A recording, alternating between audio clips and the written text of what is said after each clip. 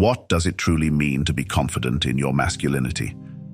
This question often sparks a flurry of ideas, many tied to societal expectations. But let's cut through the noise and get to the heart of the matter. Masculine confidence isn't about fitting into a cookie-cutter mold of what a man should be. It's not about the car you drive, the job you have, or the number of push-ups you can do. Masculine confidence is about being comfortable in your own skin, embracing your strengths and weaknesses, and standing tall in your truth. It's about knowing your worth and valuing yourself without needing external validation. It's about being secure in your identity, regardless of societal norms or expectations.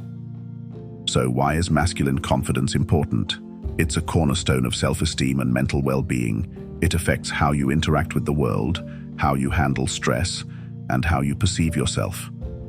Let's delve into some factors that could be undermining your masculine confidence. First and foremost, the fear of being judged. This is a concern that has universal resonance, a fear that we all grapple with. It's a potent force that can eat away at your confidence like acid, leaving you feeling less than, not enough, or even invisible. So let's dive in deeper. The fear of being judged is particularly acute in our society, which imposes a host of expectations on men. Men are often conditioned to be the strong, silent type, stoic and unemotional. They're expected to be providers, protectors, and problem solvers. The pressure is immense, and the fear of falling short, of not living up to these societal standards, can be crippling. This fear can lead to self-doubt, anxiety, and a diminished sense of self-worth. But here's the thing, these societal expectations are not the measure of your worth. They're not the yardstick for your masculinity or your value as a human being. They are constructs, and they can be deconstructed. So how do we overcome this fear? How do we reclaim our confidence? First, it's crucial to recognize that you are not alone. Every man grapples with these pressures and fears. Understanding that this is a shared experience can help to alleviate the weight of these expectations. Second, practice self-compassion. Be kind to yourself when you stumble, when you don't meet these societal expectations. Understand that it's okay to be vulnerable, to express emotions, to ask for help. These are not signs of weakness, but of strength and authenticity. Third, seek out supportive communities. Surround yourself with people who appreciate you for who you are, not who society says you should be. These are the people who will affirm your worth and bolster your confidence. Fourth, challenge these societal norms, question them, push back against them, redefine them. Define your own masculinity on your own terms. Remember that you are more than society's expectations. You are more than the opinions of others. You are more than your fears and insecurities. You are uniquely you, and that is something to be proud of. Remember, anyone who judges you doesn't define you. You define you, and that, my friends, is true confidence. Next up, neglecting self-care. Let's delve into this often overlooked aspect of maintaining confidence. Self-care is not just about pampering yourself, it's about recognizing your own needs and taking the time to meet them. It's about treating yourself with the same kindness and respect that you extend to others. And it's about understanding that you can't pour from an empty cup. So, how does self-care tie into confidence, you might ask? Well, when we neglect our own needs, it subtly communicates to ourselves that we're not worth the time and effort. This can erode our self-esteem over time.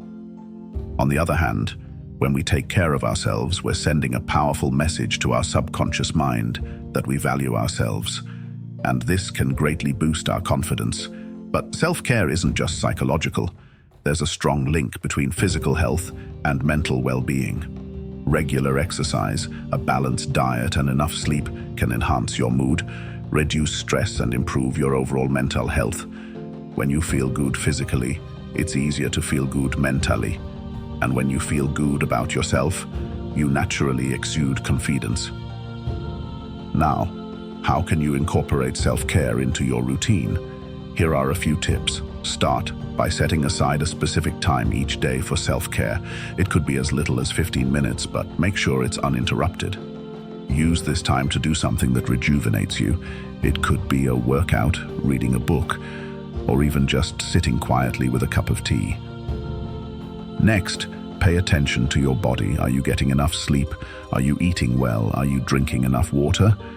Make necessary adjustments to your lifestyle to ensure that you're taking care of your physical needs. Lastly, don't forget about your emotional well-being. Practice mindfulness. Engage in hobbies that you love and make time for relaxation. Remember, self-care is not a luxury, it's a necessity. In conclusion, taking care of yourself is crucial for maintaining and boosting your confidence. Start incorporating self-care into your routine today and watch your confidence soar. Your body is your temple. Treat it well. Another crucial point, fear of failure. This fear, this dread of not succeeding is a silent killer of confidence.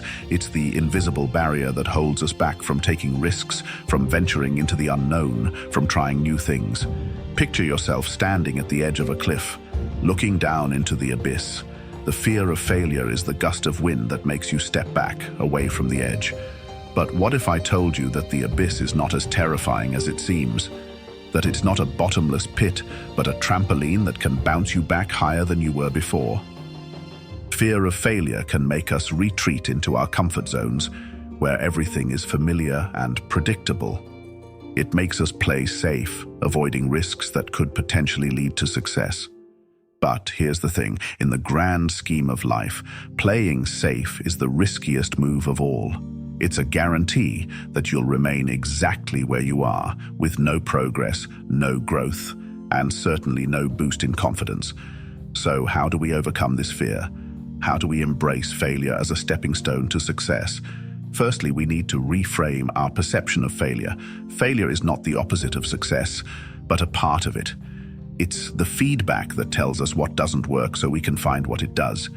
It's the teacher that gives us lessons we need to learn so we can grow and improve. Secondly, we need to practice resilience.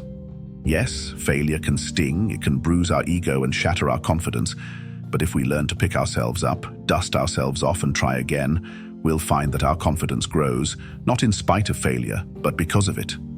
Lastly, we need to remember that failure is not final. It's not a life sentence, but a momentary setback. And often, it's the setbacks that set us up for the greatest comebacks. So don't let the fear of failure hold you back. Embrace it, learn from it, grow from it. Remember, every failure is a step closer to success. Lastly, lack of communication. Let's dive into the deep end of the pool, not expressing feelings. It's an issue many grapple with, and it can significantly dent one's confidence. A common stereotype persists that men should be stoic, that they should hide their emotions and maintain a stiff upper lip. But let me tell you something, that's a harmful notion. It's like trying to hold a beach ball underwater. It's not only exhausting, but it's also, well, nearly impossible. Imagine going about your day with a cloud of unexpressed feelings hanging over your head. It's burdensome, isn't it? It's like walking with a backpack filled with rocks. Each rock represents an emotion, a thought, or a concern that you've kept locked away. The longer you carry it, the heavier it gets, and this weight can be a real confidence killer. Now, expressing feelings doesn't mean you have to pour out your heart and soul to every person you meet. It's about finding a healthy and constructive way to let out what's inside. It could be talking to a trusted friend, writing in a journal, or even seeking professional help. The point is to not let those feelings fester inside you, eating away at your confidence. And here's a little secret. Communication is a skill, which means it can be improved. So how do we do that? Start small. Practice active listening when someone else is speaking. Show empathy. Try to understand their perspective. And when it's your turn to speak, be clear and assertive. Don't shy away from expressing your thoughts and feelings. Remember, communication is not just about talking, it's about understanding and being understood. It's about connecting with others on a deeper level, breaking down walls, building bridges, and not being afraid to show vulnerability, because that's where real strength lies. So let's shake off that stereotype. Let's unburden ourselves from those heavy rocks. Let's start communicating more effectively, because at the end of the day, communication is the key to understanding and growth. So, what have we learned today? We've explored some of the main factors that can chip away at your masculine confidence. The fear of being judged, for instance, can be paralyzing, but it's crucial to remember that everyone has their own battles and insecurities. No one is perfect, and that's okay. We also delved into the importance of self-care. Taking care of your physical health and mental well-being isn't just about looking good. It's about feeling good too. You deserve to prioritize your self-care. It's not a luxury, but a necessity. Then there's the fear of failure. We all stumble and fall, but it's about getting back up again, learning from our mistakes and moving forward. Failure is not the end. It's the beginning of a new learning curve. And lastly, we touched on the lack of communication. Being open, honest, and assertive in your communication can greatly boost your confidence. Remember, your confidence comes from within. You define your own masculinity.